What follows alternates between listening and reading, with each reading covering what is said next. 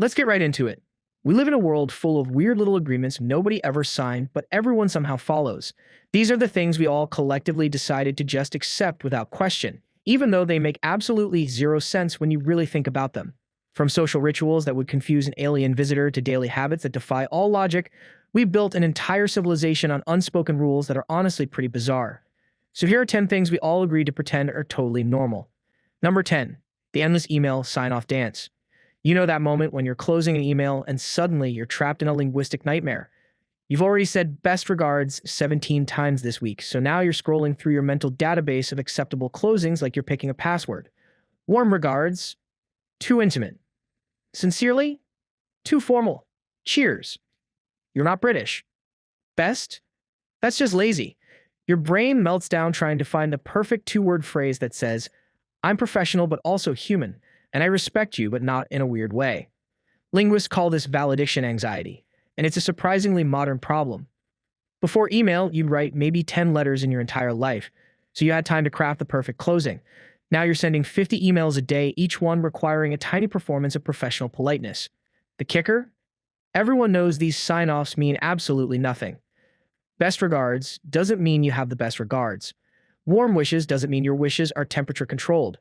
We're all just following a script we inherited from Victorian letter-writing customs, pretending these phrases carry weight. Some people have started getting creative, throwing in thanks in advance, or looking forward to hearing from you, which really means please respond because my job depends on it. Others have given up entirely and just started ending emails with their name like they're dropping the mic on formality itself.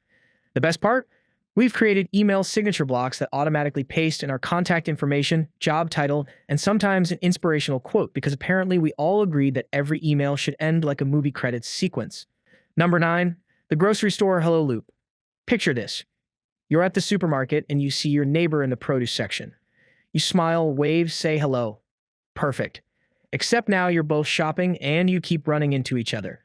Aisle 3, hey again. Aisle 7, awkward laugh and nod. Aisle 9, you're both pretending to be fascinated by soup labels just to avoid a third interaction. By the dairy section, you're planning elaborate detours like you're in a spy movie, peeking around corners to avoid another encounter. Your brain wasn't designed for this. In prehistoric times, you see the same 30 people your entire life and social protocols were simple. Now you're navigating a labyrinth with someone you've already socially acknowledged, and there's no manual for round 2. Anthropologists have studied this phenomenon across cultures. In Japan, people will actually leave a store and come back later to avoid repeated awkward encounters. In Nordic countries, shoppers have been known to hide behind displays. Americans tend to pull out their phones and pretend to be urgently texting, as if their cart is on autopilot. The real absurdity. You could just say, weird how we keep running into each other, and laugh it off, but no. We've all agreed that acknowledging the situation makes it worse. So instead, we perform this elaborate dance of pretending we don't see each other, even though we obviously do, both of us actively working to avoid eye contact while reaching for the same brand of cereal. It's like we're all starring in a sitcom where the joke is that nobody knows how to human properly, and we're all just hoping someone yells cut before the checkout line. Number 8, the how are you lie factory. Every single day, you participate in the world's most widespread deception. Someone asks, how are you? And you respond, good you. Neither of you actually cares about the answer. You could be having the worst day of your life, your car broke down, your cat hates you, you accidentally microwaved your phone, and you'll still say good with a smile. This isn't even a real question anymore. It's a verbal handshake, a social lubricant we apply to every interaction. Cashiers ask it, coworkers ask it, your dentist asks it while their hands are literally in your mouth. And we've all agreed that the only acceptable response is some variation of fine. Psychologists call this ritualistic greeting behavior, and it serves a function. It establishes that we're safe, predictable, and not about to make this interaction weird. The phrase has evolved so far from its original meaning that in some workplaces, people have started saying hey while walking past each other, not even pausing for a response. It's like a verbal fist bump. But here's the twisted part. If you actually answer honestly, you're the problem. Someone asks how you are, and you say, well, actually, I've been dealing with some existential dread. And suddenly, you're the person who doesn't understand social norms. You violated the unspoken contract. In some cultures, this specific ritual doesn't exist. In France, asking someone how they are actually requires a real answer. In Finland, silence is a perfectly acceptable greeting. But in most English-speaking countries, we've built an entire greeting system on mutual dishonesty, and we're all just fine with it. We're literally teaching children to lie multiple times a day and calling it politeness. Number 7. The TV volume paradox. Your TV remote has volume levels from 0 to 100, but you only ever use the numbers 12, 14, 18, 20, 22, and 24. Why? Nobody knows. We've all just decided that even numbers are the only acceptable volumes, with occasional exceptions for multiples of 5. Putting the TV at volume 17 feels wrong, like wearing socks that don't match or eating cereal with a fork. This is completely irrational. There's no acoustic difference that makes even numbers superior. Sound engineers have confirmed this. Your ears don't care, but your brain cares. Oh, your brain definitely cares. Behavioral psychologists call this numerical preference bias, and it shows up everywhere. We set alarms for 7:00 a.m., not 6:57. We microwave food for 1 o'clock, not 0:58, even though those 2 extra seconds could make the difference between cold spots and perfection. Our minds crave round numbers because they feel complete, organized, and safe. The TV volume thing gets even weirder when you're watching with other people. Your partner reaches for the remote and sets it to 19, and suddenly you're questioning the entire relationship. Who is this person? What else have they been lying about?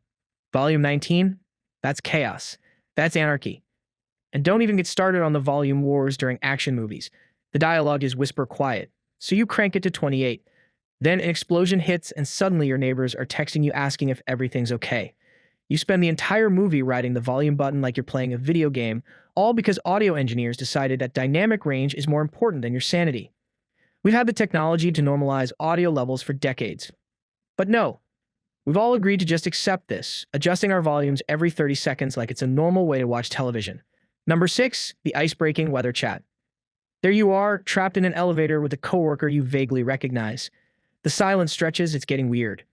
So you open your mouth and the words tumble out. Crazy weather we're having, huh? Congratulations.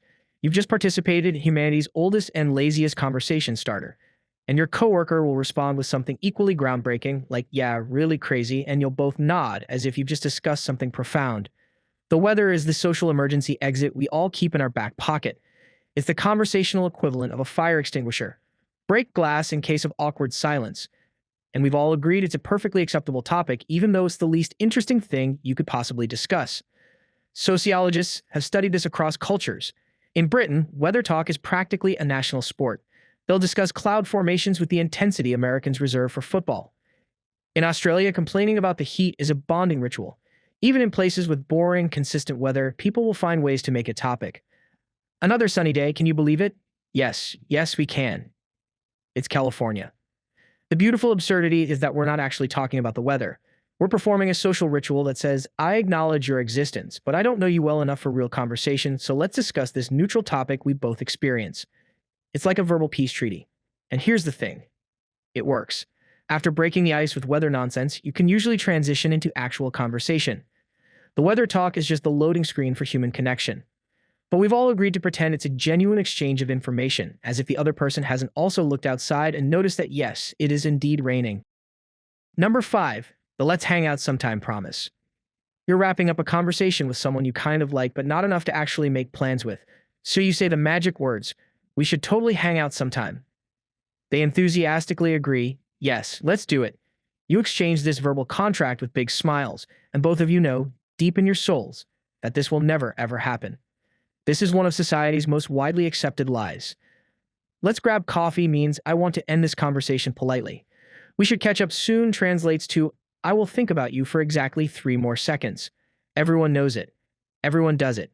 It's the social equivalent of saying I'll start my diet Monday. Anthropologists call this non-committal social bonding, and it serves a real purpose. It lets you express positive feelings towards someone without the actual obligation of spending time with them. It's like friendship theater. You get to feel like a good person who maintains connections without doing any of the actual work. The phrase has become so meaningless that when someone actually wants to make plans, they have to work extra hard to prove they're serious.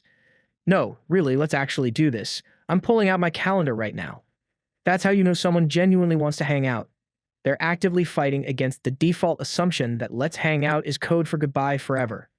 Dating apps have made this even worse. People match, chat, say we should meet up, and then nothing. It's like everyone's practicing for a social interaction that never arrives. Researchers found that only about 10% of people who say let's meet up on apps actually follow through. We've gamified the promise of human connection. The most honest version of this would be, I enjoyed talking to you and I want you to have positive feelings about me, but I'm realistically never going to prioritize seeing you again. But we've all agreed that's too harsh, so instead we keep lying with optimism. Number 4. The mysterious office fridge ecosystem. Every workplace has a communal refrigerator, and every single one operates like a lawless frontier town. Someone's lunch disappears. Mysterious Tupperware containers grow sentient life forms. There's always one yogurt that's been there since 2019, and everyone's too afraid to throw it away because what if it belongs to the CEO? We've all agreed to share this space without ever establishing actual rules. Is labeling your food aggressive or practical? If you accidentally eat someone's sandwich, do you confess or live with the guilt forever? What's the statute of limitations on unclaimed leftovers? Nobody knows, and we're all just winging it. Office managers have tried everything. Passive-aggressive notes, scheduled cleanouts, even surveillance cameras. Nothing works. The fridge remains a chaotic neutral zone where the normal rules of society don't apply. It's like Lord of the Flies, but with expired salad dressing. Psychologists attribute this to diffused responsibility. When something belongs to everyone, it belongs to no one. Your home fridge is pristine because it's yours. The office fridge is a disaster because everyone thinks someone else will deal with it. The lunch stealing phenomenon is even weirder. Studies show that about 18% of office workers admit to eating food that wasn't theirs. That's nearly 1 in 5 people casually committing petty theft, and we've all just accepted this as normal workplace behavior. Imagine if 18% of people shoplifted from convenience stores. There'd be chaos. But in office fridges, just Tuesday. And we all participate in the great fridge cleaning standoff. That container of something that might have once been chili, everyone sees it. Everyone knows it's a biohazard. But nobody touches it until the office manager sends an email threatening to throw away everything. And even then, someone will rescue their science experiment at the last second. We somehow built entire careers and companies while operating a communal food storage system that would make a college dorm look organized. Number 3. The social media performance. Every day, millions of people wake up and pretend their lives are way more interesting than they actually are.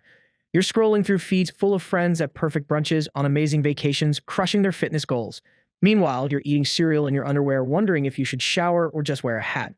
But when you post, suddenly, you're living your best life too.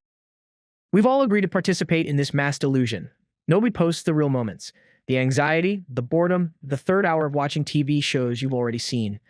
No, we post the highlight reel and pretend it's the full movie.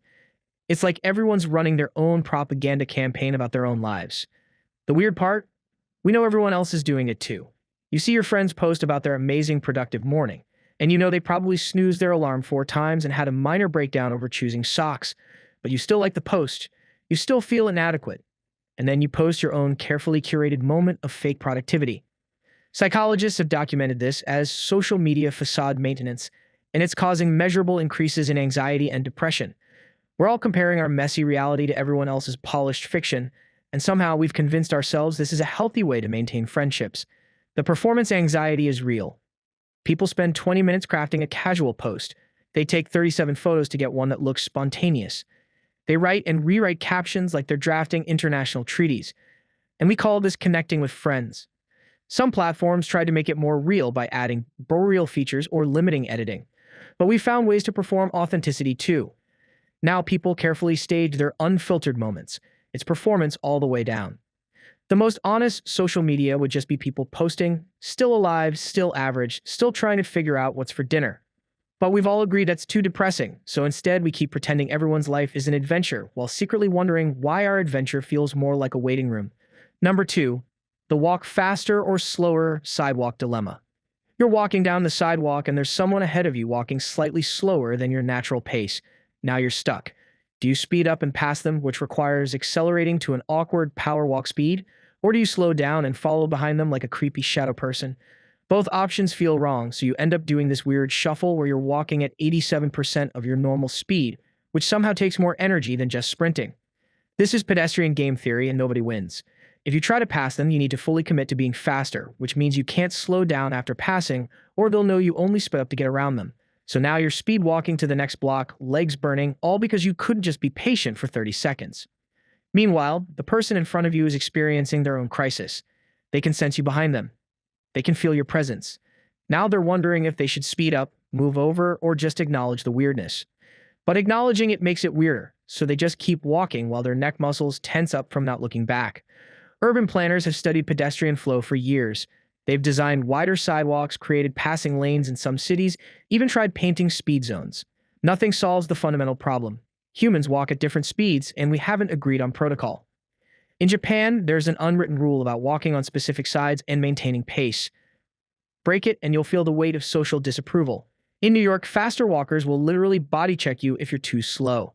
But in most places, we just suffer through this awkward dance. The absolute worst version is when you're both going to the same destination. You pass them, feeling victorious, and then you both walk into the same building. Now you're waiting for the same elevator. Eye contact is mandatory. The air is thick with unspoken judgment. You committed to the pass, and now you're both trapped in this awkward aftermath. We've put people on the moon, but we can't figure out sidewalk traffic. And we've all just accepted this chaos as the price of walking. Number 1. Pretending we've read the article before commenting. Here's the big one, the universal lie that holds the internet together. We all comment on articles, posts, and videos based entirely on the headline, and we pretend we've consumed the actual content. Someone shares a news article, and within seconds, there are 40 comments from people who definitely, absolutely did not read past the first sentence. Studies have proven this. Researchers tracked it. One study found that 59% of links shared on social media have never been clicked by the person sharing them. We're literally spreading information we haven't even looked at. It's like a game of telephone, except nobody listened to the original message. The comment sections give it away. People arguing about points addressed in paragraph 3. People asking questions answered in the second sentence. People confidently stating the opposite of what the article says. And we all just keep scrolling, nodding along, pretending this is normal discourse. This happens because our brains are lazy and headlines are designed to trigger emotions. You see a headline that confirms what you already believe, and your brain releases a little dopamine hit. Clicking through to read nuance and complexity, that's work. That risks challenging your assumptions. Much easier to just react based on 8 words and move on with your day. Social media platforms have optimized for this. They know engagement happens fastest when people react to headlines, so they've designed everything. The algorithms, the layout, the notifications to reward quick, shallow interactions over deep reading. We've built a global information system that actively discourages actually being informed. The beautiful irony, there are definitely people who will comment on this video without watching it all the way through. They'll see the title, watch 30 seconds, and drop a comment about something I addressed in minute 8. It's fractals of not paying attention, and we're all complicit. We used to have a phrase, don't judge a book by its cover. Now we judge entire complex issues by a headline designed to be misunderstood. And we've all agreed to pretend this is how informed citizenship works. It's the ultimate thing we agreed to pretend is normal. None of us are actually reading anything, but we're all acting like experts on everything. That's all for today. I'll be making similar videos in the future. Subscribe to see them.